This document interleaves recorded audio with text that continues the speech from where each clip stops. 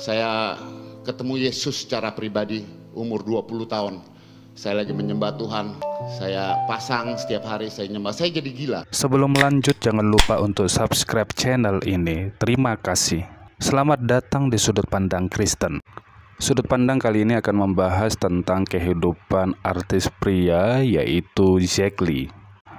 Pada zamannya, Zack Lee merupakan aktor laga yang seringkali tampil wirawiri di sinetron layar TV. Setelah sekian lama bak ditelan bumi, Zack Lee sudah jarang tampil di layar TV. Namun terdengar kabar yang mengejutkan bahwa alasan Zack Lee jarang tampil di televisi adalah karena dia sudah menjadi gila. Dalam sebuah video kesaksiannya di salah satu gereja, ia menyampaikan tentang bagaimana kehidupan pribadinya sebagai seorang anak dan seorang anak muda dengan kehidupan yang penuh dengan kegiatan-kegiatan yang gelap. Namun di satu sisi ada hati yang kosong yang terus ia berusaha untuk mengisinya, dan kemudian sampailah dia pada satu titik untuk mencari siapa Tuhan itu. Selama proses ia mencari Tuhan, sebagaimana ungkapan bahwa proses tidak akan pernah mengkhianati hasil. Akhirnya Zack Lee pun menemukan apa yang ia cari. Ia akhirnya bertemu dengan Tuhan dan hidupnya benar-benar diubahkan. Berikut cuplikan video selengkapnya. You will find me. Kau cari aku dengan segenap hatiku, engkau akan menemukan aku. Singkat cerita, saya bertobat mengalami Tuhan. Saya ketemu Yesus secara pribadi umur 20 tahun. Saya lagi menyembah Tuhan, belajar nyembah Tuhan. Saya ngeliat orang gereja, ya dia main nyanyi-nyanyi. Zaman dulu masih VCD. Saya beli VCD, tahu VCD ya, Hillsong. Saya lihat ada liriknya, karaoke gampang. Saya jagonya, orang Cina suka karaoke. Saya pasang setiap hari saya nyembah. Saya jadi gila, jatuh cinta sama sesuatu yang saya nggak pernah alami seumur hidup. Kalau hari ini kita mengakui bahwa Yesus Tuhan, anugerah yang luar biasa. Karena itu saya memuji, karena itu saya menyembah, karena itu saya menari, karena itu saya ke gereja. Saya lihat dunia gelap. Saya punya teman dari kiai sampai preman, sampai dukun, artis, ya semualah. Saya lihat dunia yang begitu gelap. Dan diinjilin, kadang orang diinjilin diajak ngomong apa, nggak bisa, ada selaput. Kadang kita cuma bisa doa untuk orang itu. And kadang saya mikir, Tuhan bener nggak? Ini orang nih nggak, orang yang nggak kenal Yesus, bener masuk neraka. Betapa besar tanggung jawab gereja. Hari ini gereja menurut saya macam-macam, tidak ada gereja sempurna, yes. Tetapi begitu banyak orang yang berdosa, yang tidak kenal Tuhan, just on the way to hell, neraka. Hari ini kalau kita sebut Yesus Tuhan, kita bersyukur. Thank you Lord, thank you Jesus. Makanya kita bersuka cita. Kita selamat loh. Kita selamat, hari ini kita selamat. Dosa kita diampuni, come on. Gila, dosa kita diampuni. Yang dulu, yang hari ini, sama yang masa depan. Dulu saya bisa berjalan karena agamawi, saya berjalan dalam rasa bersalah. Karena ada pengajaran gereja yang mengatakan kita bisa kehilangan keselamatan. Saya nggak percaya orang udah lahir baru bisa kehilangan keselamatan, walaupun jatuh. Jadi karena setiap manusia berdosa. Kita ingini yang salah, dosa. Menggerutu salah. Komplain, dosa. Khawatir, dosa. Ya kan, hal-hal kecil. Tuhan udah pasang barometer kesempurnaan loh. Melihat, mengingini, dosa. Jadi setiap kali kita pikir salah, keluar masuk dari keselamatan. Nanti masuk surga, nanti nggak masuk surga. Nanti masuk surga, nanti nggak masuk surga. Kalau kita baca di Yohanes, ketika dia perjamuan Yesus, perjamuan terakhir, Dia bilang sama semua murid-muridnya, kalian semua bersih, you are all clean except one, Yudas.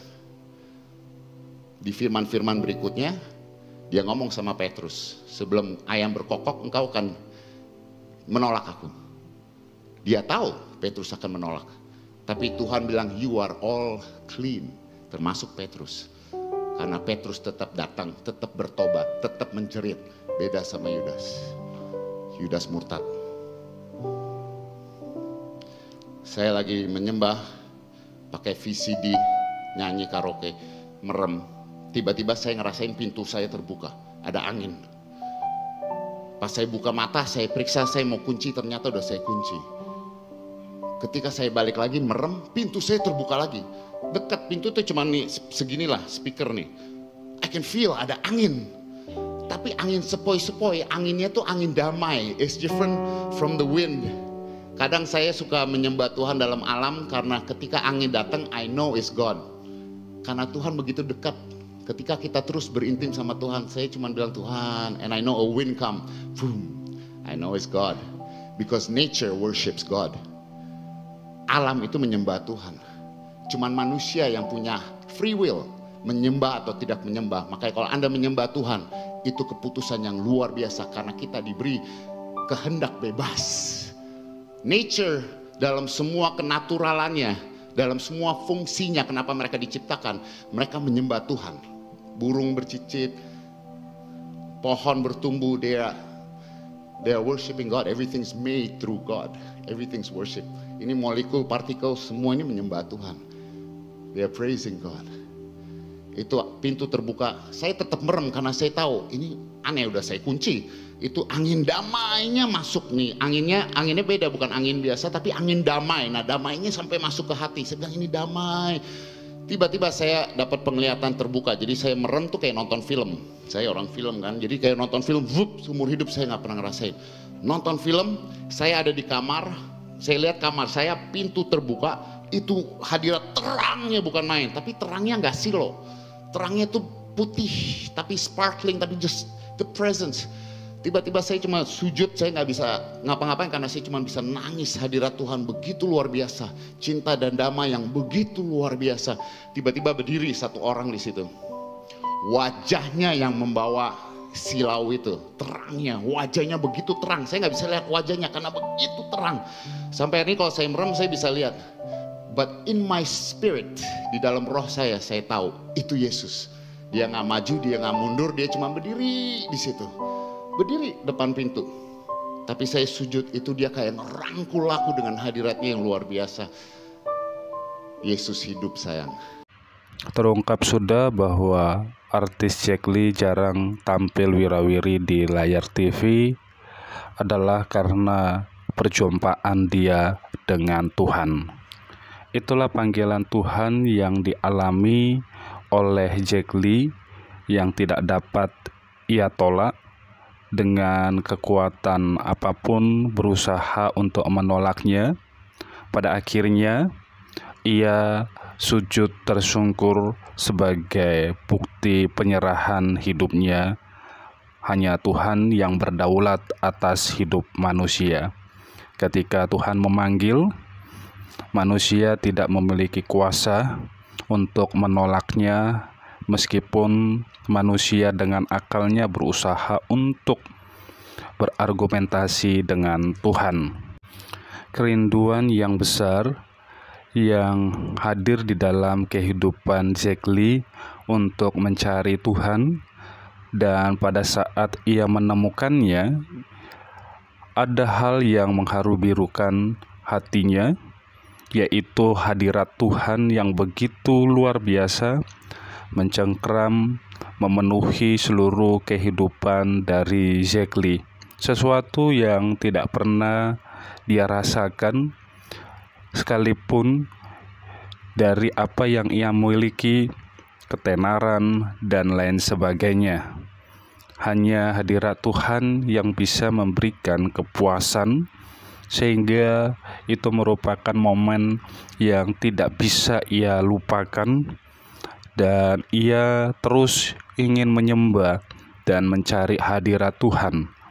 dan itulah yang membuat dia menjadi gila.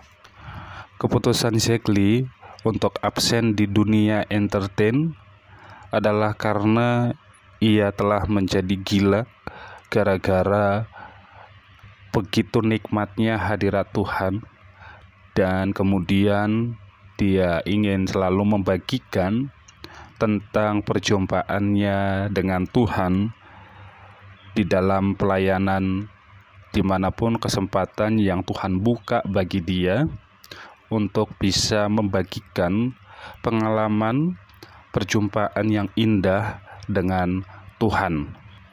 Ia benar-benar mewartakan bahwa Yesus itu adalah Tuhan dan tidak ada Tuhan seperti Dia, bahwa Yesus yang telah mati, yang telah bangkit dan telah naik ke surga itu benar-benar nyata menghampiri atau menjumpai seorang Zack Lee yang terus mencari siapakah Tuhan itu. Dan itu nyata, Zack Lee mengalami sendiri, bahkan ia merasakan dalam sebuah penglihatan, ia duduk bersama dengan Tuhan dan Tuhan memeluk dirinya. Sebuah kehangatan yang membahagiakan, begitu yang ia rasakan dan kemudian ia saksikan di tengah-tengah jemaat. Kiranya kesaksian ini memberikan penguatan terhadap iman setiap kita yang mendengar. Tuhan Yesus memberkati kita semua.